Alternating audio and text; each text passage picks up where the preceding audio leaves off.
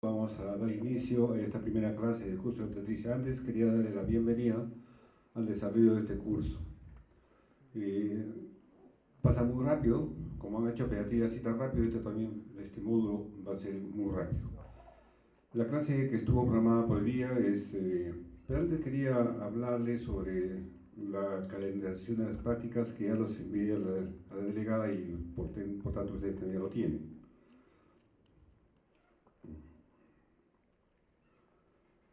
Empezamos hoy día con el módulo 2, las secciones de F. Entonces,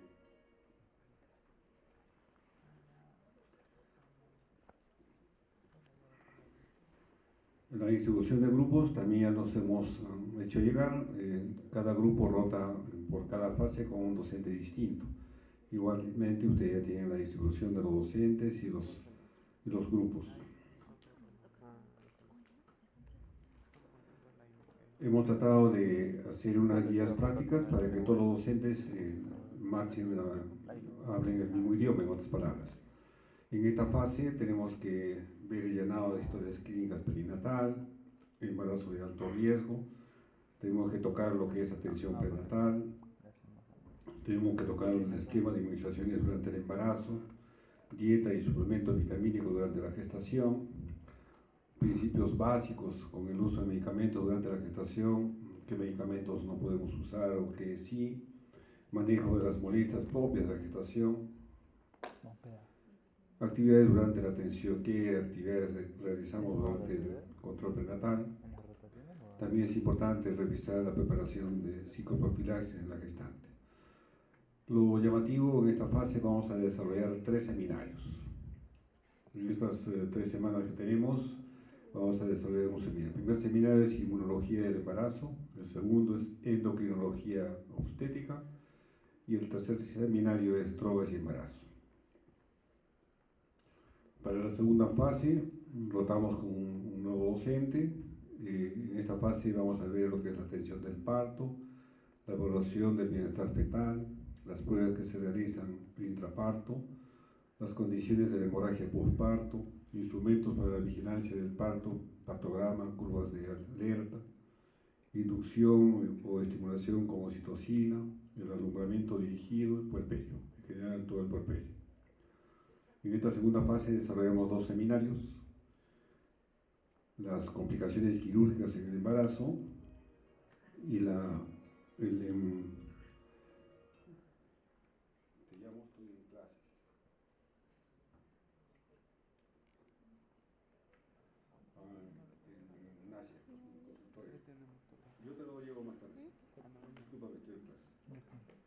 El otro seminario es sobre cáncer y embarazo, enfermedades hematológicas, son 2 tópicos en un solo seminario. En la tercera fase desarrollamos los tópicos que están escritos, vemos con toda la emergencia obstétricas, los conceptos, la atención del recién nacido, la bioseguridad, medidas preventivas durante la cirugía y la atención del parto, también planificación familiar. Y desarrollamos 2 seminarios, anomalías fetales, el otro seminario de analgesia, anestesia y cirugías obstétricas. Entonces, eso es en cuanto a la calendarización de la actividad práctica.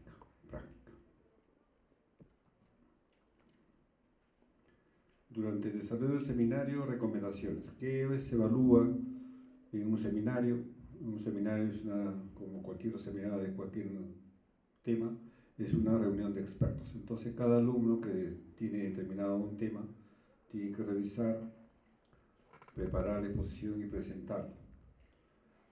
Entonces, se evalúa el dominio del tema, los exámenes audiovisuales que usen para su exposición, cuanto menos palabras mejor, las conclusiones que llega de acuerdo que ha revisado el tema y la bibliografía. Eso se evalúa en un seminario y eso está ponderado en la tabla de evaluaciones en lo que es quiz. Al final de cada rotación tiene un quiz con su docente y ese quiz se promedia con el seminario, con la del seminario.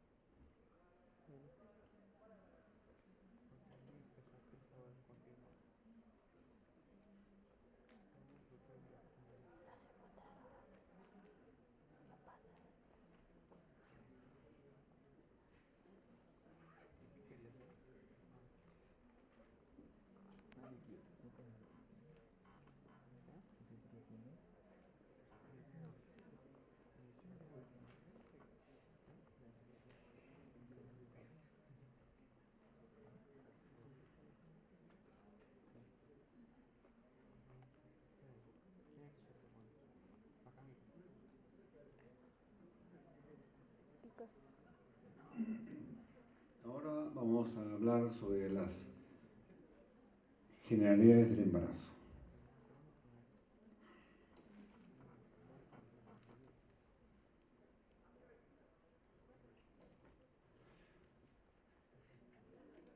Como ustedes recordarán, en el curso de ginecología hemos hecho lo que es la foliculogénesis, que viene a ser el desarrollo del folículo primordial, pasando por folículo primario, folículo secundario, el folículo de Graf y la ovulación. Todo este proceso fisiológico ocurre en un tiempo determinado.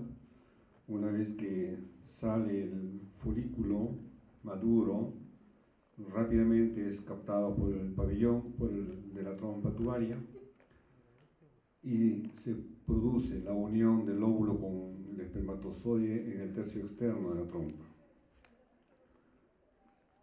De esta manera se da el proceso de la fecundación. Entonces, la fusión de los gametos masculino y femenino, de manera que se restablece la dotación cromosómica normal de 46 cromosomas. Este proceso tiene unas etapas. Una es la penetración de la corona radiada por el espermatozoide, la penetración de la zona pelúcida. Finalmente, dentro ocurre la fusión de las membranas, fusión de núcleos y formación del cigoto, y la fusión de sus cromosomas, cromosomas sexuales. Entonces, el cigoto masculino con el cigoto femenino.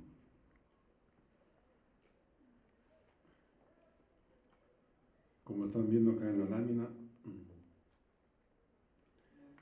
una vez que se produce la eyaculación, los espermatozoides, como ustedes están observando, están en el fondo de vagina. Estos ascienden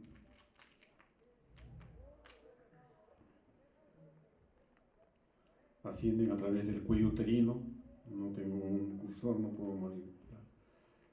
Acá es donde hay unas glándulas en el endocérvix, donde se produce lo que se llama la capacitación fisiológica de los espermatozoides.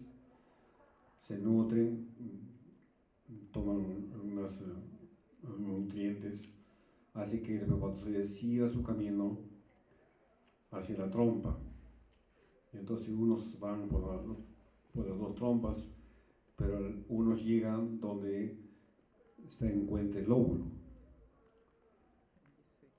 Igual, una vez que se ha producido la ovulación, el óvulo se encuentra en el pabellón, en el tercio externo, donde va a ocurrir la fecundación. Una vez que ocurre la fecundación, el cigoto nuevo ser tiene que desplazarse hasta el endometrio. Este proceso más o menos dura 7 días. Una vez ocurre la implantación dentro del endometrio.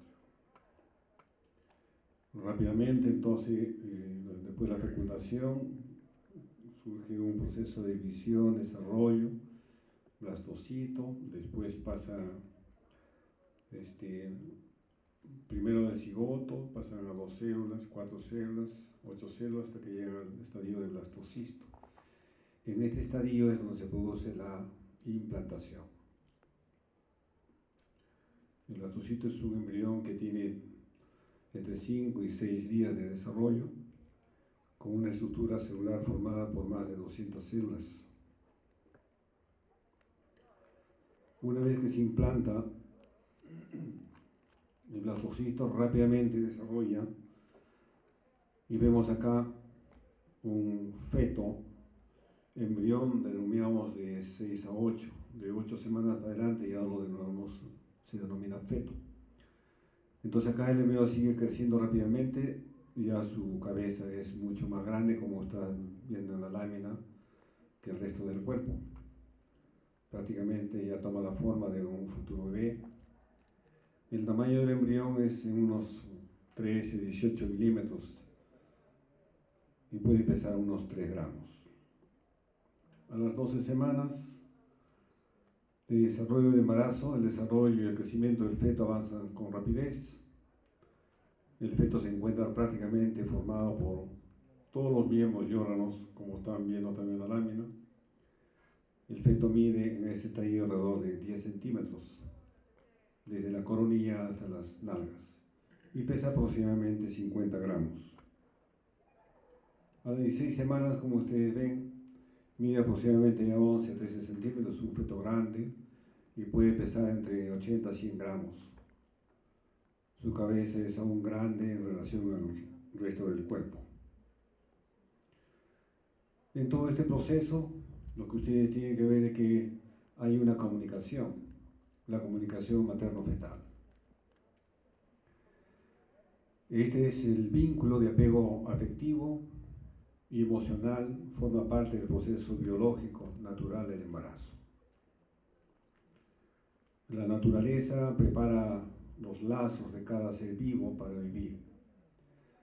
El vínculo madre-feto es directo, a través de la placenta, que es el órgano que le une y por donde el feto recibe todo lo que necesita para vivir. Por otra parte, el padre debe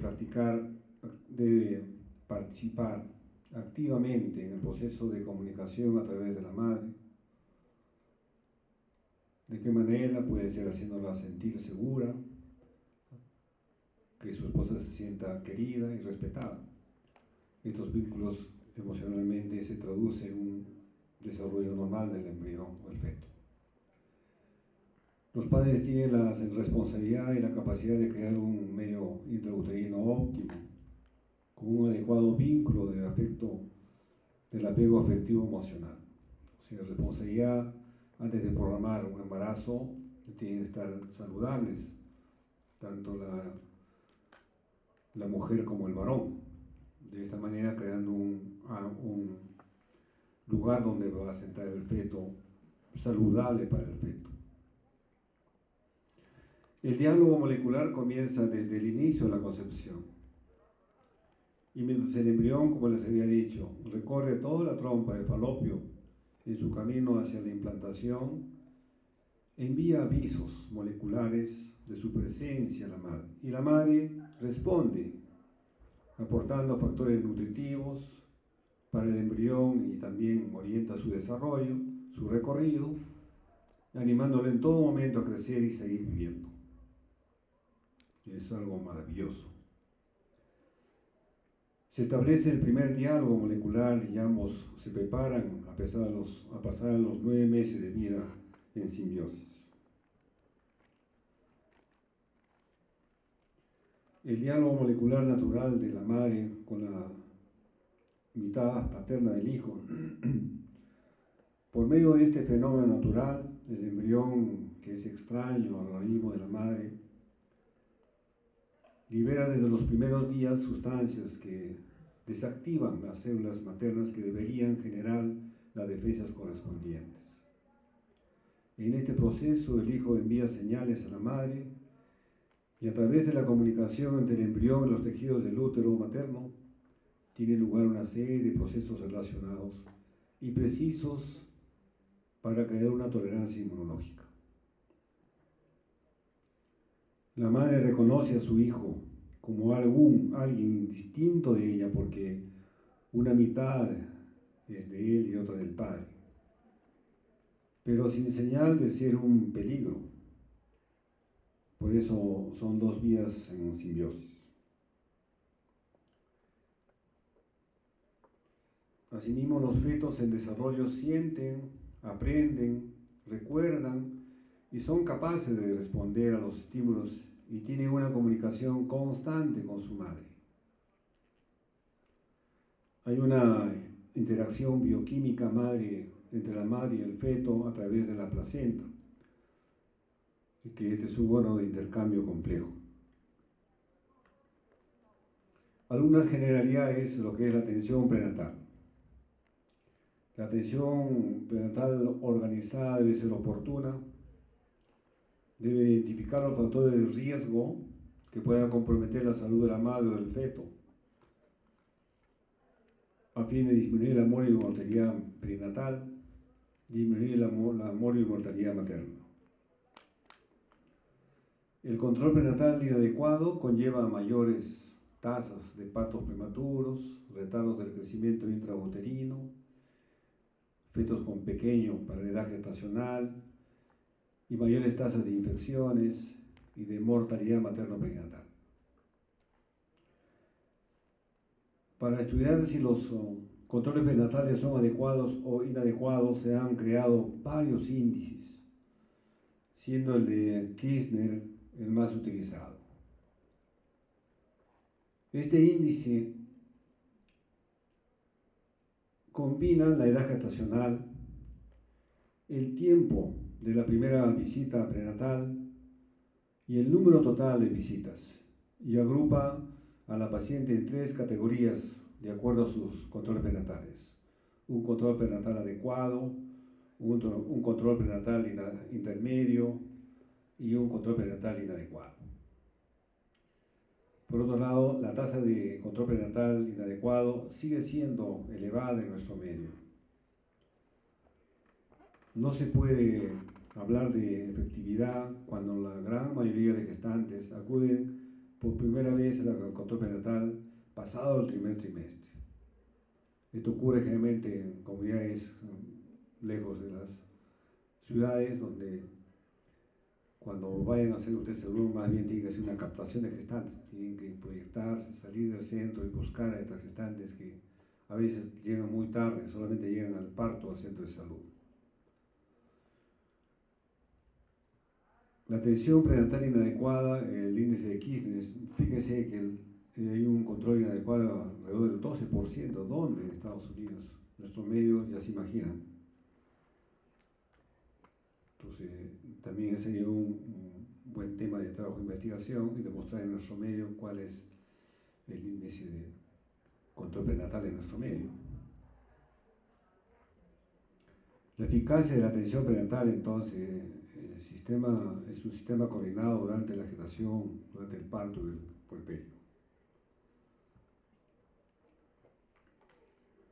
En cuanto a la organización de la atención prenatal, el contenido, veremos la atención previa a la concepción, que es importante, el diagnóstico rápido de la gestación, la primera consulta prenatal y las visitas prenatales de seguimiento. El diagnóstico del embarazo. El diagnóstico del embarazo puede ser con signos de presunción o síntomas generales de la gestante. Puede haber signos de probabilidad o locales, y hay signos de certeza. Entonces, si una paciente viene pues a la consulta refiriendo náuseas, vómitos, estos son signos presuntivos. Entonces decimos, señora, pues, presumiblemente esté gestando. Pero si viene ya con signos de probable de la gestación, que los dan a nivel de los genitales, por eso dice locales, decimos, señora, probablemente esté gestando, ¿no? Y ya después vienen los signos confirmatorios de certeza, que es decirle, sí, señora, esto está embarazada de tanto tiempo. El diagnóstico de embarazo por reacciones de laboratorio también existen cuando hay duda de que el examen clínico no es concluyente, la ecografía también no es concluyente, o queremos hacer un seguimiento, si el embarazo está eutópico o ectópico. A veces tenemos que discernir, a veces la ecografía no nos ayuda, sobre todo cuando está en la quinta, sexta semana.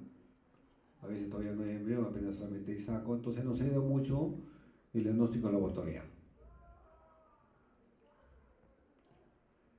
El diagnóstico de la edad del embarazo, entonces Es importante precisar, en el primer trimestre debe estar registrado su historia perinatal, la edad gestacional, la fecha de la última menstruación y la fecha probable del parto y la fecha de edad gestacional en el momento que ustedes están examinando. El diagnóstico de la fecha probable de parto es muy sencillo, aumentan 7 días a la fecha de la última menstruación y restan 3 meses. Y la edad gestacional cuenta pues desde el primer día de regla hasta el momento que ustedes están evaluando, puede ser día a día, semana a semana, como sea más práctico para ustedes y tienen edad gestacional con exactitud. ¿Cuáles son los signos de presunción de embarazo o síntomas generales? Estas son manifestaciones extragenitales. Son muy variables, muy sugestivas, varía de paciente a paciente, son inconstantes en todas. ¿Qué cosas? Mareos, vómitos, diarrea, cialorrea, fatiga, cualquier cosa que diga gestante, que está angustiada porque no le viene su menstruación. Desde alteraciones de la micción, puede por la Q, etc. El aumento de la pigmentación de la piel y aparición de las estrías también será más adelante.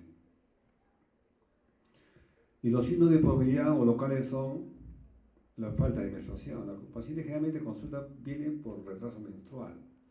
No le vino su menstruación, viene con días o semanas de retraso menstrual. Entonces es un signo probable de gestación. Si el paciente es joven, en edad sexual activa y con pareja, es posible que esté embarazada.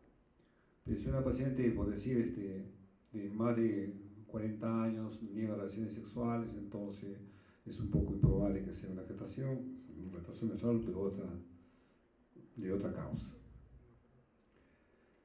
También puede haber agrandamiento del útero. A partir de las 12 semanas, el agrandamiento es progresivo. Por supuesto, menos manifiesto en nulíparas que en las multíparas. Hay cambios en cuanto a la forma, al tamaño, a la consistencia del útero. El útero tiene la forma de una pera a las 8 semanas, o sea, piriforme. Se torna un poco esférico y globuloso a las 12 semanas, o sea, si un tacto por el fondo del saco ya toca el útero, entonces como una esfera, globuloso, o hacia adelante igual. El útero torna en forma de ovoide a las 18 semanas.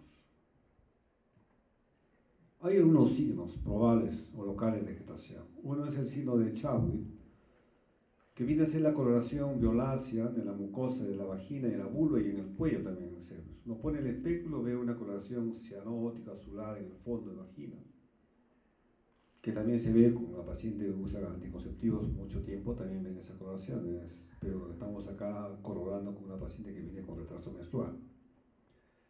El signo de Hegel es el reblandecimiento del istmo. Entre el cuello y el cuerpo hay una zona que se llama el istmo. Cuando uno hace un tacto, a veces hasta puede sentir que la mano que está sobre el pubis y la que está en la vagina pueden tocarse. Hay un reblandecimiento de este sector del útero, es el signo de Hegel. El signo de Piscadet, si el embrión se implanta en uno de los cuernos, entonces hay una simetría, desarrolla más el cuerno. Hay una simetría por implantación en cualquiera de los cuernos del cuerpo uterino. Entonces, con mucha delicadez y con mucha sutileza uno puede palpar estos signos probables de embarazo. También dependerá de la paciente. Si la paciente es un poco voluminosa, va a ser un poco difícil, pero la paciente delgadita sí, se puede con exactitud palpar estos signos probables de embarazo. Hay otro signo, el signo del noble budín. Entonces el útero es globuloso a través del fondo de la vagina. No hacer tacto, generalmente no se palpan los fondos uterinos, están libres. Pero cuando aumenta el útero, entonces sí es fácil palpar el fondo y la cara anterior. Ese es el signo del noble budín. Acá tienen los esquemas. En el primero vemos el tacto bimanual. Creo que estamos tocando el istmo. Igual en la segunda lámina estamos tocando el istmo, un reblandecimiento del istmo. En la que está enmarcado vemos el fondo de saco acoplado. El útero está globuloso, por tanto uno palpa el útero. El Piscadet también se ve, la simetría Piscadet es bien notoria, depende de la implantación en uno de los cuernos. Es lo mismo que estamos refiriendo con más detalle. Ahora veamos los signos de certeza. Los signos, dice, pues, ¿quién dice? El feto lo dice, estoy acá, ¿no? ¿Quién nos da los signos de certeza? El feto. El feto. Primero tenemos los latidos cariofetales. Si uno escucha, entonces sí está embarazada y además sí está bien, está vivo el bebé. El corazón fetal entonces tiene una frecuencia que va entre 120 y 160 latidos por minuto. Clínicamente lo podemos escuchar con el estetoscopio del pinar, que esas como campanitas que van a ver en algunos consultorios. Ahora ya no hay, antes había la pinar de baquelite, madera, de aluminio, pero ahora como ya aparecen los detectores latidos cariofetales ya no se usan. Pero antes escuchamos a partir de las 17, 19 semanas. El Doppler, el detector de latidos cariofetales, tiene todos los centros de salud, donde sea, donde vaya, y hay un detector que detecta los latidos cariofetales a partir de las 10 semanas. Y la ecografía, pues a la quinta semana ya vemos el saco gestacional. Lo primero que aparece es el saco gestacional, después aparece la vesícula uterina, después aparece el embrioncito, en ese orden, ¿no? Uno a las 4 semanas ya ve el saco, o sea, si su menstruación fue, por decir, el día 14, ¿no? Hay una mujer que menstruó el 13 del mes anterior y viene angustiada y hasta recién estaría pasando el mes, pero con ecografía detectamos el saco gestacional a las 4 o quinta semana, el embrión de quinta a sexta semana.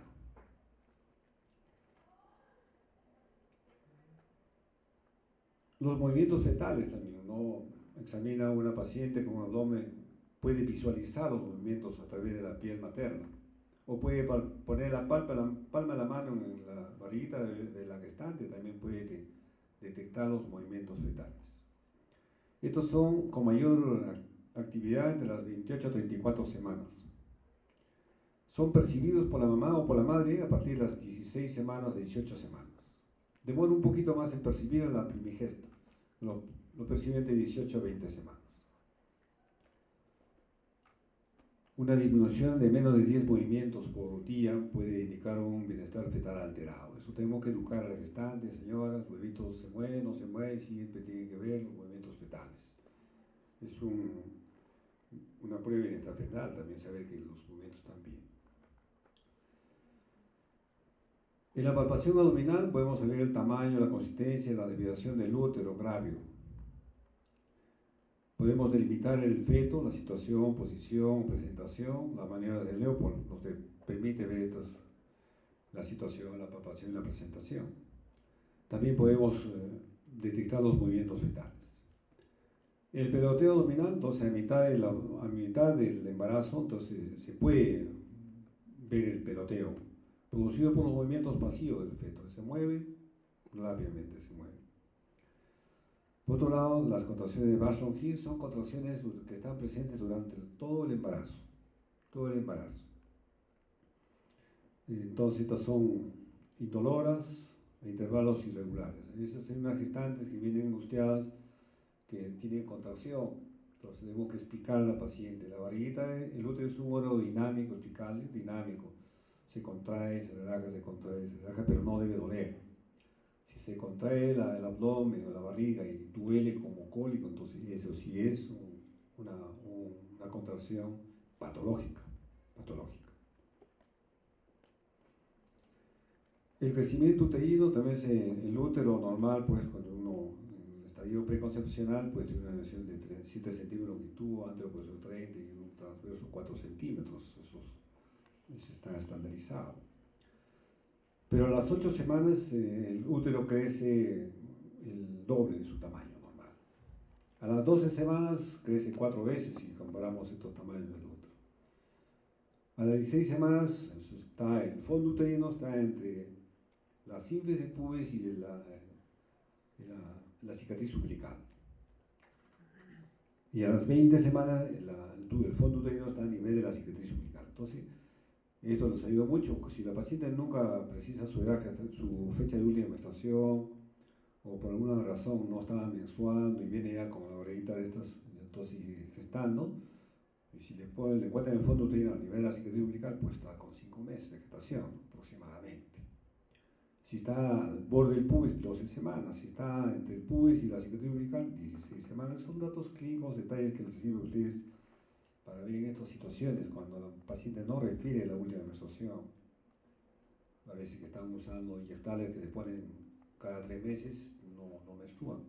O por otro tipo de patología no menstrua, pero queda embarazada, ya viene con la barriguita crecida. Entonces son datos que tienen que recordar. También existe el diagnóstico del embarazo por laboratorio, la detección de la gonadotrofina coriónica en sangre y en orina. Su valor debe duplicar cada 48 a 72 horas. No se olviden, cuando hay problemas de discernir si es un embarazo ectópico, es un embarazo no ectópico, normal, o es una detención de crecimiento, a veces, bueno, lo ven ahora, lo ven una semana, está igual, está sangrando, está con retraso menstrual, dolorcito y un sangrado. Entonces puede ser un embarazo no evolutivo, puede ser un embarazo normal, puede ser una amenaza de aborto o puede ser un embarazo ectópico, muchas cosas. Ayuda mucho esta detección de la beta-HCG. Si se duplica, como están viendo, cada 48 horas, si ahora tiene 1000, en 48 tiene 2000, excelente, está bien. Pero si tomamos ahora, está en 1000 y acá a 48 sale en 1200, ojo, puede ser un embarazo ectópico. Pero si tomamos ahora a 1000 y tomamos en 48 sale 800, ojo, puede ser un aborto incompleto. Entonces nos orienta más o menos para hacer el seguimiento. Existen otras pruebas de detección que ya no, como recuerdo, ya no se hacen en esas biológicas. Ahora veamos la evaluación prenatal inicial. ¿Cuáles son los objetivos? Primero, definir el estado de salud de la madre y el feto. ¿Cuál es el otro? Calcular la edad gestacional del feto. ¿Y cuál es? Emprender un plan de atención obstétrica. El diagnóstico de la edad gestacional, entonces, es a partir de su primer día de la última menstruación, hasta el momento que ustedes están evaluando. Cuentan por semanas, semana a semana, cuentan el día. Otra manera práctica es de que cuentan de mes en mes. Cada mes de 4 semanas, cada 3 meses le aumentan una semana por este defecto, pues no siempre después de 4 semanas. También da más o menos.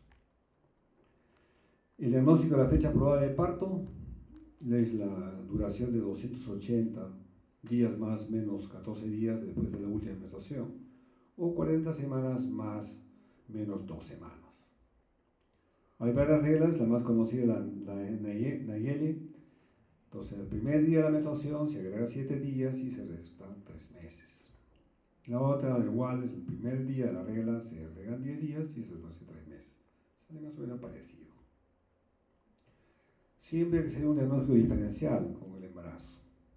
Tumores intrapélicos, tumores abdominales, ya sea de naturaleza genital o extragenital, tumores uterinos, como los miomas, tumores ováricos.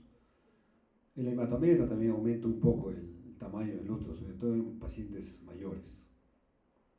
La adenomiosis es un problema inflamatorio que se infiltra el endometrio en el miometrio y da también un aumento del útero, es más gordo, para que me entiendan. Hay un engrosamiento. Que hay que considerarlo, sobre todo cuando el embarazo es temprano y tenemos un diagnóstico diferenciado. En el embarazo espurio, ¿qué es el embarazo? El embarazo es un embarazo imaginario, conocido como pseudociesis. Presenten mujeres solteras, mayores, que tienen todo el deseo de tener un embarazo y nunca logran, entonces simulan un embarazo. A veces vienen a la consulta simulando un embarazo. Presenten mujeres premenopáusicas, pacientes jóvenes con deseo ardiente de quedar embarazadas, es un campo de la psicología y la psiquiatría. Algunos términos que deben recordar ustedes su práctica: nulligravia, que nunca estuvo embarazada; gravia, que está embarazada; nulípara, que nunca ha tenido un parto; primípara es la primera que ha tenido un parto; multípara más de 3 gestaciones; malformaciones fetales, bueno, pues son detectables por ecografía. No se olviden que durante los 9 meses de embarazo hay 3 ecografías importantes. Una es la genética, que se hace entre las 11 y 13.6 semanas de gestación. Ya puede detectarse algunas cromosomopatías. O la ecografía morfológica, que se hace entre las 20 y 24 semanas, donde ya el feto está formado, donde sí se puede detectar cualquier morfología a cualquier nivel. Y la otra es la ecografía Doppler, que es para otro tipo de, no tanto para hacer seguimiento. Bien.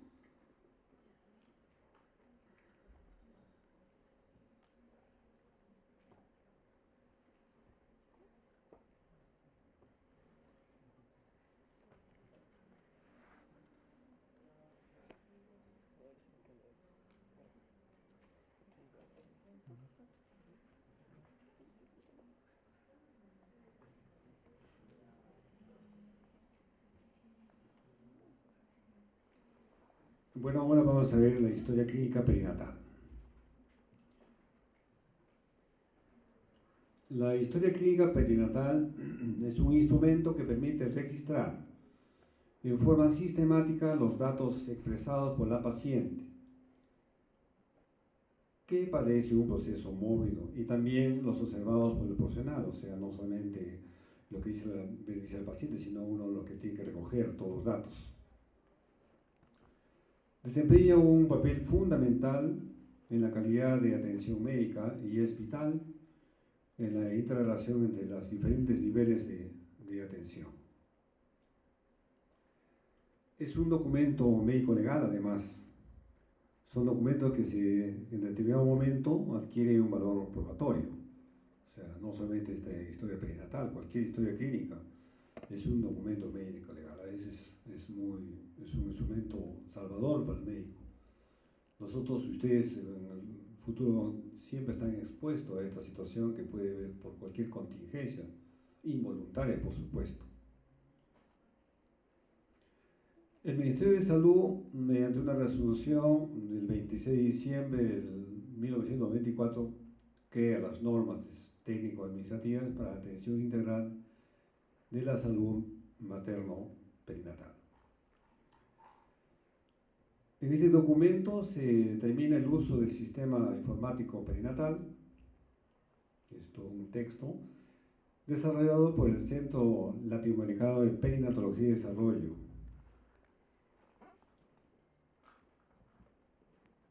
como uno de los instrumentos de información del programa de salud materno-perinatal.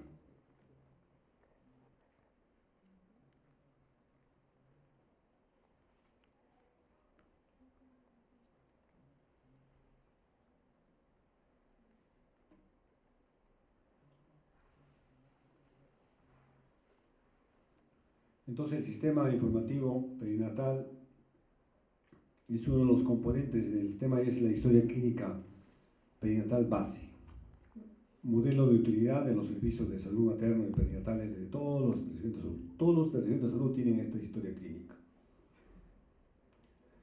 Es necesario optimizar los contenidos y la calidad de los datos a obtener a fin de garantizar una información útil para tomar decisiones oportunas, adecuadas y acordes con las políticas del Ministerio de Salud. Es un instrumento desarrollado en base a una metodología sistemática. El objetivo es satisfacer las necesidades de información de la atención de la gestante y recién nacido. Este documento obedece a los avances mostrados por los servicios de salud en la atención de la gestante y recién nacido. Su aplicación es a nivel nacional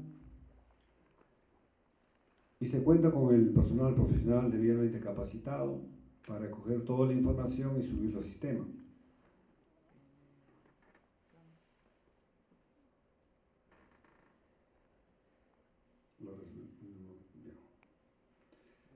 El nuevo modelo de la historia presentada en este instructivo se basa en la experiencia obtenida en el uso de la historia perinatal base y en la experiencia piloto que han tenido al realizarla en el Centro de Salud de Tahuantinsuyo Bajo.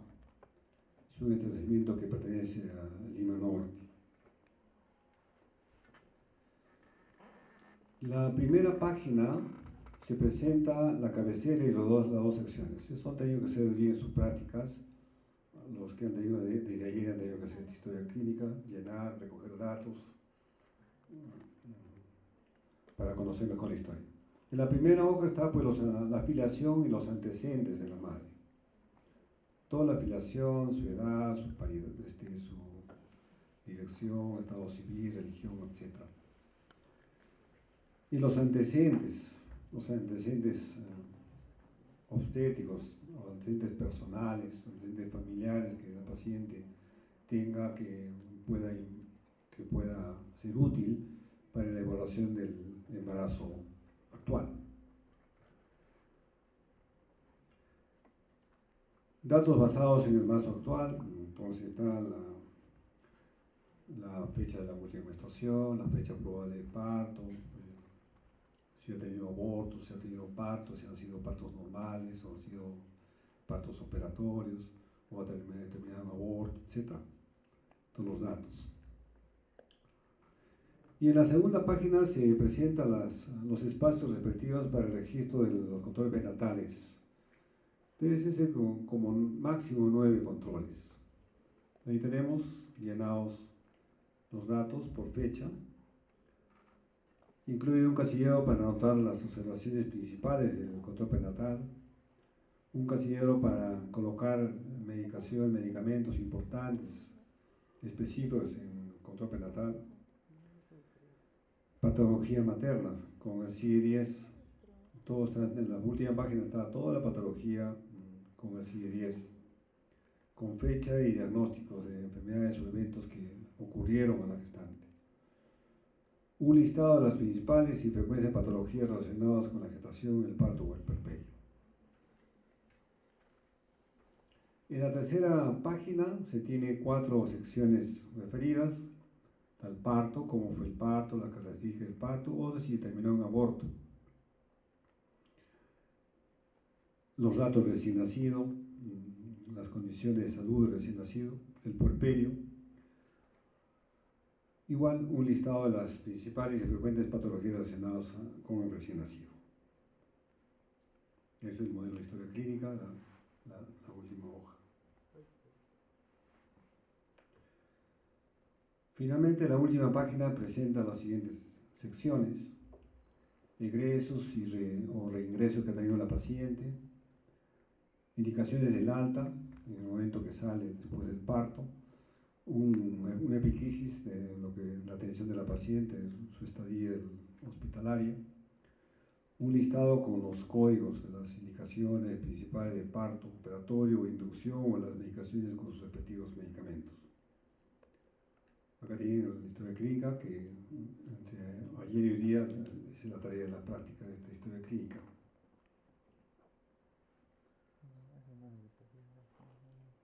Bien. Continuamos entonces con lo que es el embarazo de alto riesgo. El embarazo de alto riesgo es aquel que cursa en presencia de factores de riesgo materno-fetales, los cuales pueden derivar de elementos epidemiológicos o biológicos, maternos o fetales,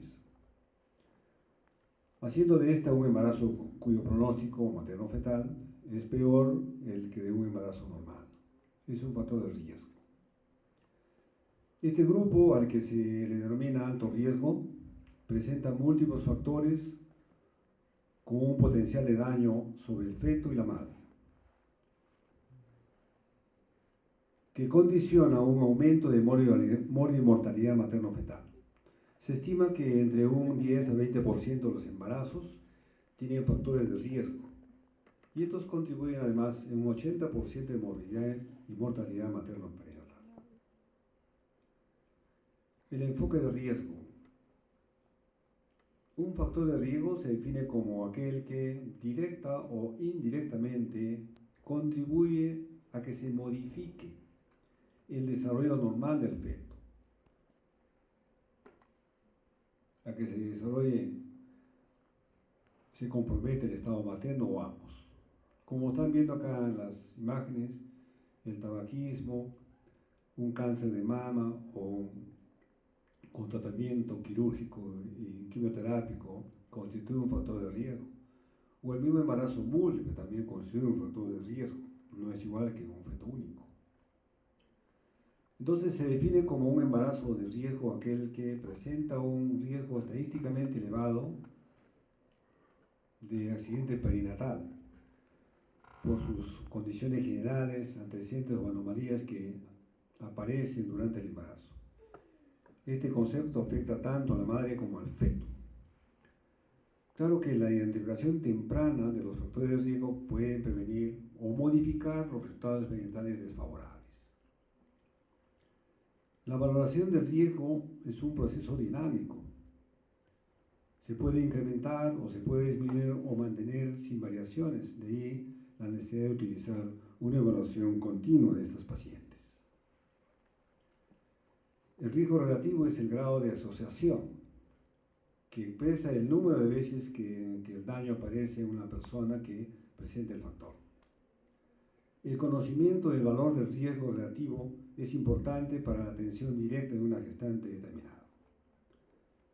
Para la medicina preventiva depende del grado de asociación con el daño de la salud, de la frecuencia del factor de riesgo en la comunidad y de la posibilidad de prevenirlo.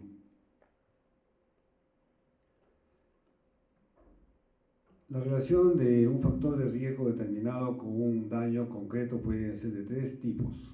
Uno, la relación causal. El factor de riesgo desencadena el proceso morboso. Ejemplo, una placenta previa originará la muerte por asfixia recién nacido. La rubiola durante el primer trimestre del embarazo causará malformaciones congénitas. O sea, es una relación causal. Esta relación puede ser relación favorecedora. En ella existe una franca relación entre el factor de riesgo y la evolución del proceso. Pero no es la causa directa. Por ejemplo, la gran multípara, más de 5 partos, favorecerá la situación transversa, el brodazo de cordón, etc. Y la relación predictiva o asociativa se expresa en sentido estadístico, pero no se conoce la naturaleza de esa relación. Por ejemplo, la mujer que ha perdido ya un feto o un recién nacido recurre o tiene más riesgo de padecer el mismo problema con el próximo embarazo. Es lo mismo el enfoque de riesgo. Identificación del alto riesgo obstétrico. Entonces, la identificación fácil y rápida de los factores de riesgo para poder iniciar el manejo adecuado. La evaluación continua durante todo el embarazo de estos pacientes con alto riesgo. Determinar la presencia de cualquier complicación que haga que una gestante de bajo riesgo se convierta en uno de alto riesgo. Algunas definiciones, nuevamente, embarazo de alto riesgo, embarazos que transcurren en patrones de morbilidad o sin patología dentro de los cambios que esperaríamos encontrar en la madre y que conlleva un feto recién nacido con un adecuado crecimiento y desarrollo biopsicosocial. Ese es bajo riesgo, ¿no? Alto riesgo, embarazo que por coincidir durante la gestación, o el parto, o el neonato, circunstancias biomédicas, psicológicas y sociales o de otra índole, se acompañan de una morbilidad materna y perinatal superior al de la población general. Mencionamos algunos factores de riesgo.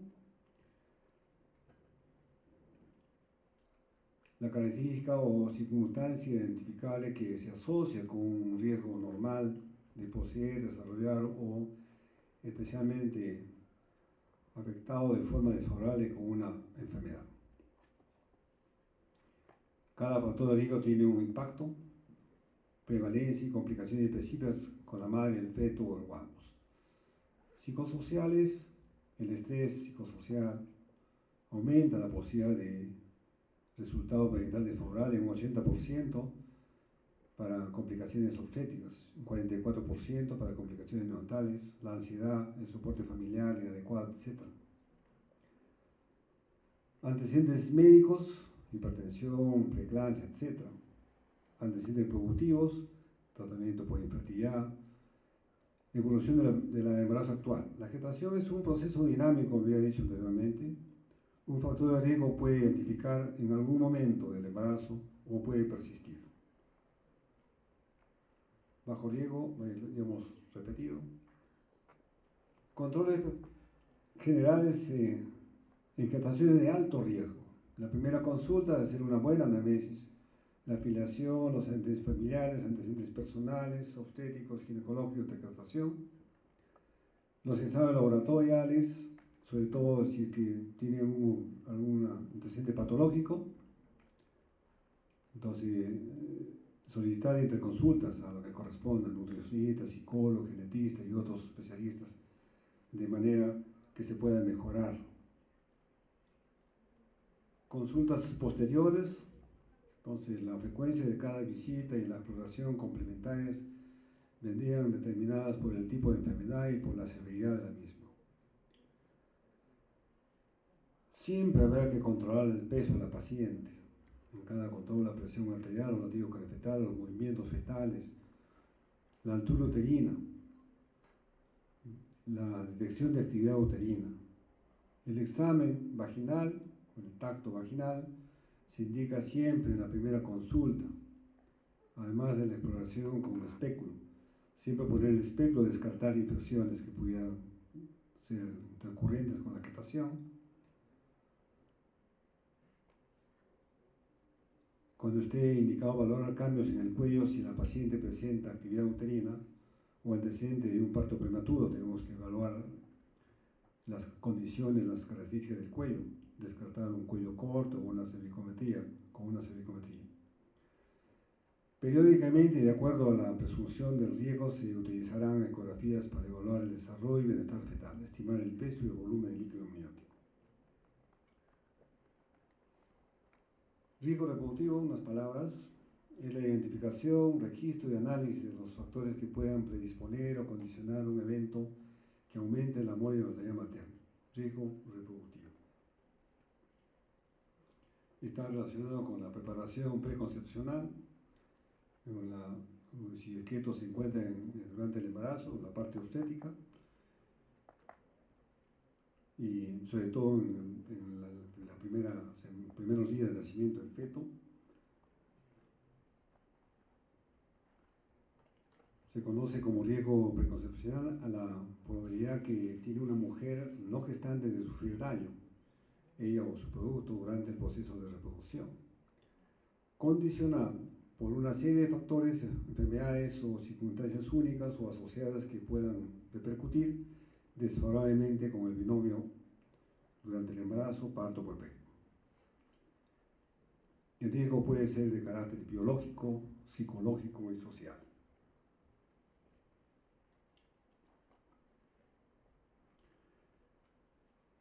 Entonces, tenemos que valorar antes que la mujer quede gestando, entonces no estadio preconcepcional. Si nosotros viene una pareja a la consulta con sobrepeso, con algún tipo de diabetes, etc., o un cuadro tiroideo, entonces tenemos que ponerle en un estado preconcepcional saludable para que no complique su embarazo, o ella o su producto. En la atención prenatal, entonces también durante el parto, durante el puerperio, durante el recién nacido, se hacen todos estos estadios. Es importante destacar que cuando se asocian algunos de los factores de riesgo se incrementa, obviamente. Factores de riesgo reproductivo preconcepcional, la edad, el intervalo entre gestación y gestación, antecedentes personales y familiares. Una vez detectado el problema y su magnitud, se debe actuar para erradicar, disminuir o controlar el riesgo y la posibilidad y posibilitar el buen desarrollo del embarazo. O tomar una conducta sobre la anticoncepción temporal o definitiva, hasta que las condiciones mejoren. Un control y conocimiento adecuado del riesgo preconcepcional se disminuye la morbidez y mortalidad materna y perinatal. Entonces, el éxito de la atención prenatal reside en la identificación temprana de las gestantes con factores de riesgo, a fin de planificar una adecuada atención con la finalidad de evitar y disminuir en lo posible el daño materno o fetal. Es la situación que directa o indirectamente contribuye a que se modifique el desarrollo normal del feto, el estado materno, vamos, una reiteración de la anterior.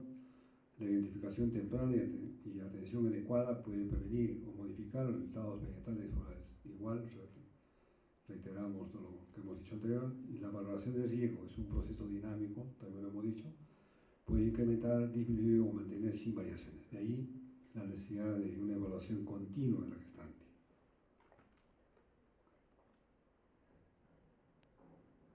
Sí, lo mismo. Igual, condición materna también lo he dicho. Muy bien, eso es lo que hemos traído para el día. Gracias.